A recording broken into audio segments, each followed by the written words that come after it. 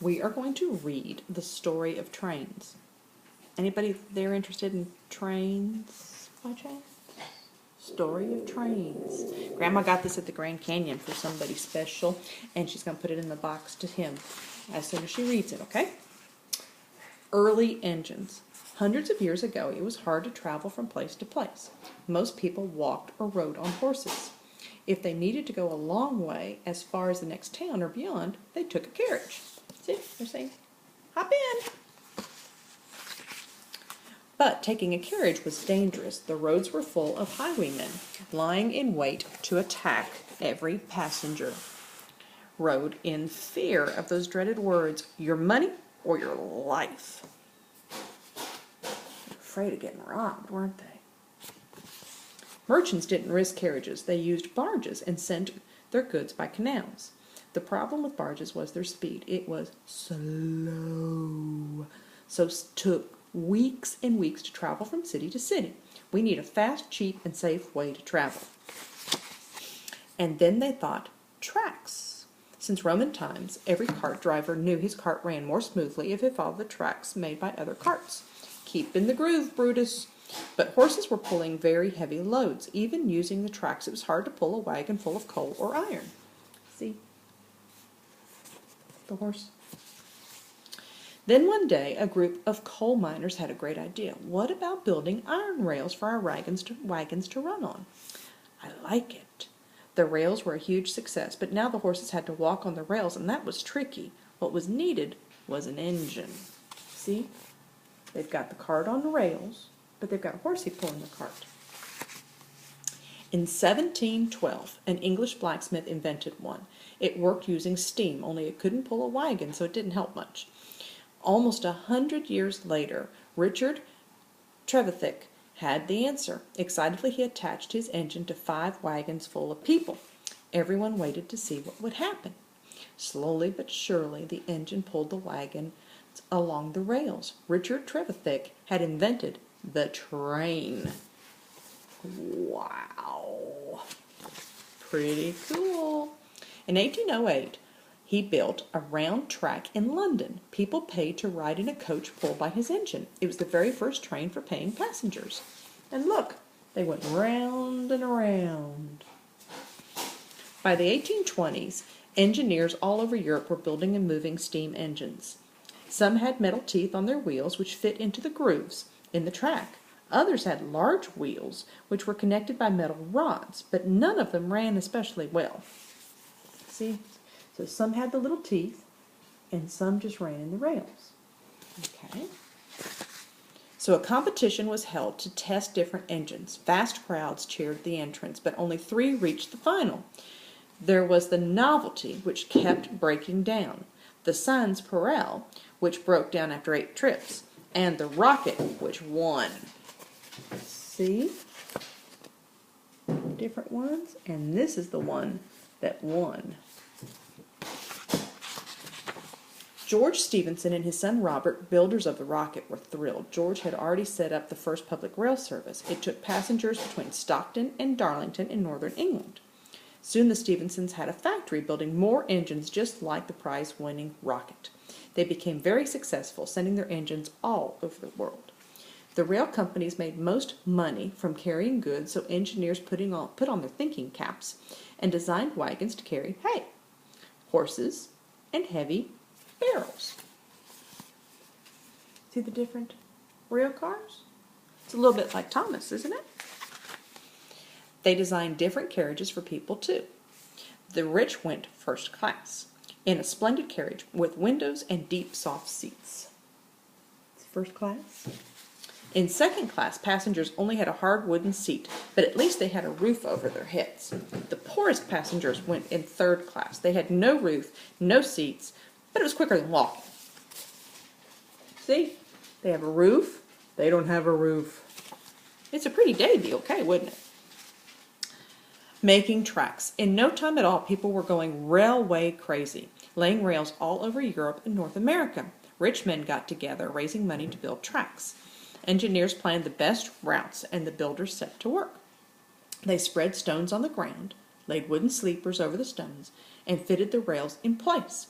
When the track was finished, the rail company threw a party for everyone who had helped. In America, people called the new tracks railroads. Their dream was for a railroad to cross the entire country. In 1862, two teams of builders began work, one on the east, one in the west. For 7 years, they laid rail after rail until they finally met in Utah. Look at that. Once the railroad was finished, thousands of people went west to build farms on the open plains. As they moved, they drove Native Americans from their hunting grounds. The American West would never be the same. But the rail companies had other things in mind. Every time a train met a hill or a curve, it came off the track. "This is hopeless," cried the railroad bosses to the engineers.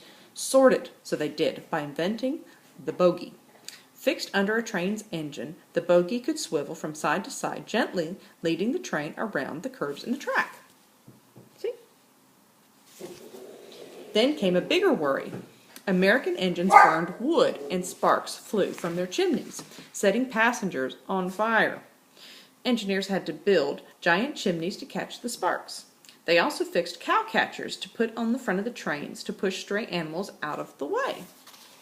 So first they had to put the big stacks so that they wouldn't get fire on the people, and then they had to put the cow pushers away. See? Back in Britain, rail companies faced a different problem. Engineers were using two kinds of track. Most had their rails fairly close together, but some had wider apart, and each track needed a different train. When the two tracks met, passengers had no choice. They had to get out and change trains. Engineers argued for 50 years before they finally agreed to use the narrower track. Then came the biggest problem of all. So many trains were running at once that they started to crash. Signalmen had to hold up a flag to warn drivers if the track was busy. Wooden signals soon replaced the flags, and by 1850, all the signals were worked from a signal box. 10 years later, signalmen used electric telegraph machines to tell each other if a train was coming. So we used to have the flags, and we had the wooden flag, and then we went to the telegraph. Signalmen could also move sections of rail at certain points to let trains move from one track to another. The signalman pulled a lever in his signal box, the track shifted, and the train puffed along in a new direction. More difficulties were around the corner, though, and some were as big as mountains. A mountain range called the Alps blocked the path of any trains trying to cross Europe. Starting on either side, teams of workmen began to dig. They used picks and dynamite and powerful drills to blast through rock. For 14 years, the workmen dug and bored and blasted and dug until the two sides of the tunnel joined. Between 1857 and 1922, 5 tunnels were built under the Alps. So look, they're digging towards each other, digging, so they can make a tunnel. Engineers were even trying to build tunnels under rivers. The tunnel under the river Severn, joining England and Wales, took over 10 years to build and flooded 5 times before it was finished. Look at that. Doesn't it look funny? The train up under the water?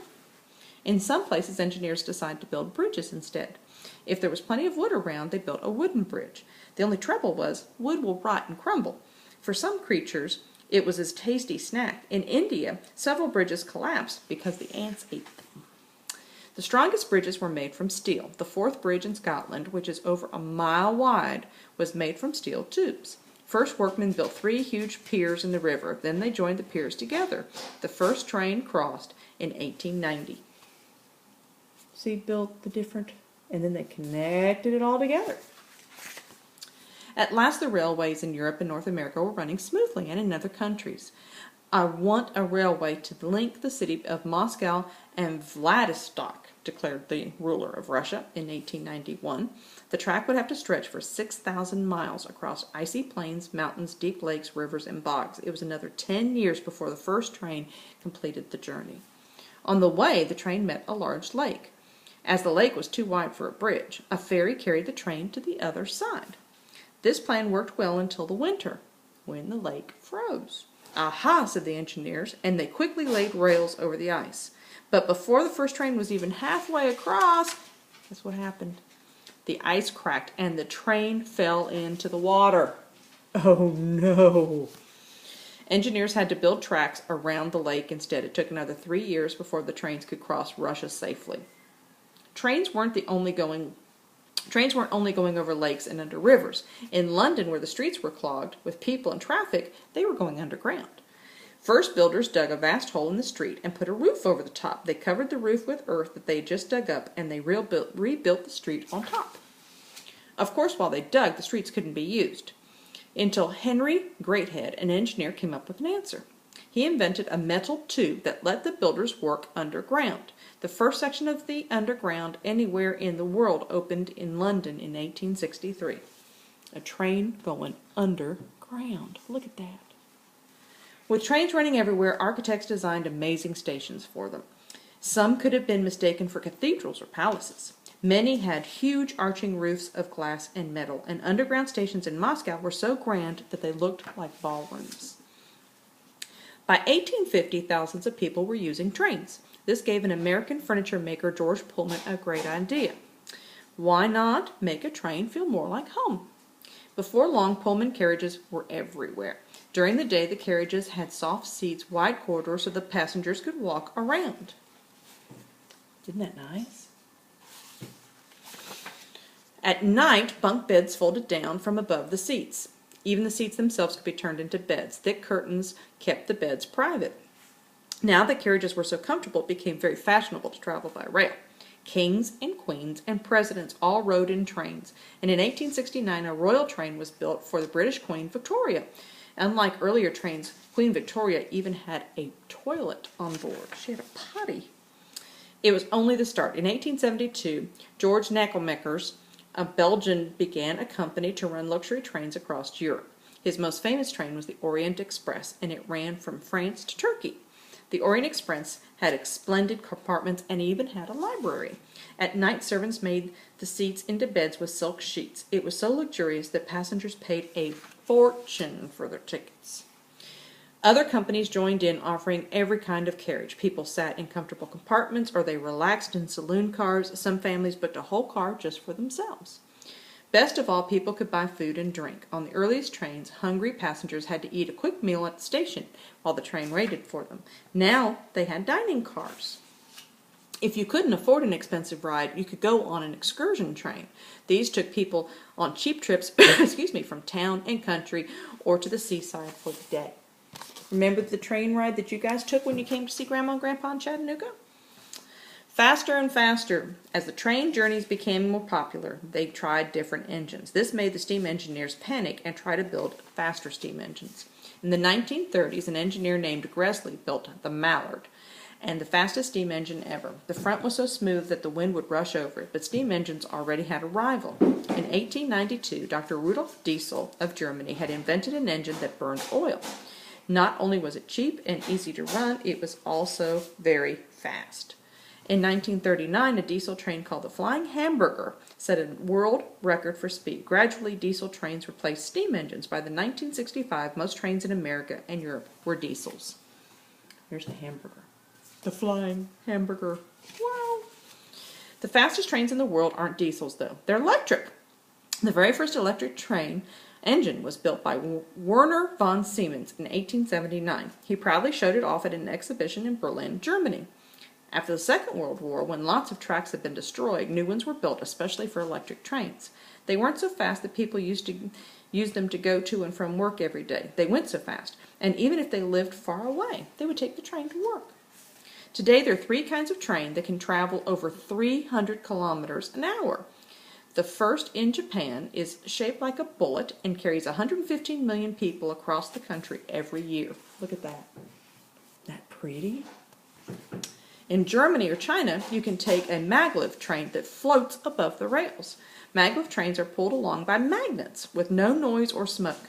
And in France, you can ride on the TGV, the fastest passenger train in the world so far.